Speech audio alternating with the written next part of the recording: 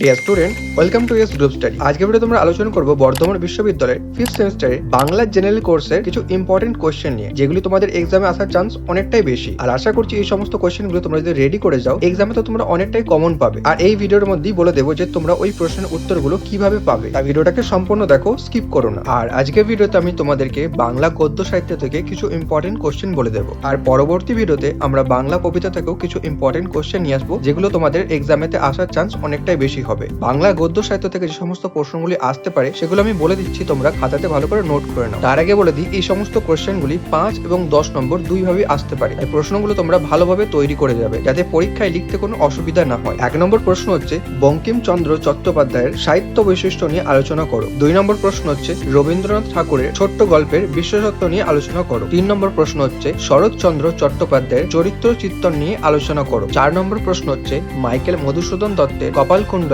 বিশেষত্ব ও শৈল নিয়ে আলোচনা করো। 5 নম্বর প্রশ্ন হচ্ছে বাংলা প্রবন্ধ সাহিত্যের বিকাশ এবং রামমোহন রায়ের ভূমিকা আলোচনা করো। 6 নম্বর প্রশ্ন হচ্ছে বিভূতিভূষণ বন্দ্যোপাধ্যায়ের পথের পাঁচালীর সারমর্ম আলোচনা করো। এর সাথে সাথে আরো কিছু বিশেষ প্রশ্ন আছে, যেগুলো তোমাদের করে যাওয়া অনেকটাই জরুরি, সেগুলো আমি তোমাদেরকে বলে দিচ্ছি। প্রথম প্রশ্ন হচ্ছে ঈশ্বরচন্দ্র বিদ্যাসাগরের গদ্যশিল্য এবং তার সংস্কারমূলক প্রবন্ধের আলোচনা করো। দ্বিতীয় প্রশ্ন হচ্ছে ছিন্নপত্রে রবীন্দ্রনাথ ঠাকুরের প্রকৃতি ও ভাবনা কি ছিল বা ভাবনা নিয়ে আলোচনা করো। তৃতীয় প্রশ্ন হচ্ছে শরৎচন্দ্রের শ্রীকান্তে আত্মজীবনীমূলক উপাদান নিয়ে আলোচনা করো। চতুর্থ প্রশ্ন হচ্ছে বাংলা গদ্যের ভাষা বিকাশে বঙ্কিমচন্দ্রের অবদান কি ছিল বা বঙ্কিমচন্দ্রের অবদান লেখো। পঞ্চম প্রশ্ন হচ্ছে দেবদাস উপন্যাসে প্রেম ও ট্র্যাজেডির সম্পর্ক ব্যাখ্যা করো। আশা করছি এই প্রশ্নগুলো করে গেলে তোমরা এক্সামে অনেকটাই কমন পাবে। এবার বলি তোমরা এই প্রশ্নের উত্তরগুলো কিভাবে পাবে। সবার প্রথম উপায় হচ্ছে তো আমাদের চ্যানেলে এই প্রশ্নের উত্তরগুলো নিয়ে ভিডিও আসবে। আর যদি তোমরা এই প্রশ্নের উত্তরগুলো খুবই তাড়াতাড়ি পেতে চাও, ডেসক্রিপশন বক্সে দেখো আমাদের হোয়াটসঅ্যাপ চ্যানেলের লিংক দেওয়া আছে। তোমরা হোয়াটসঅ্যাপ চ্যানেলটিকে জয়েন করো, ওখানেই তোমরা প্রশ্নের উত্তরগুলো পেয়ে যাবে, সাথে আরো অনেক সাবজেক্টের সাজেশনও পেয়ে যাবে ওখানে। আর পরবর্তী ভিডিওতে আমরা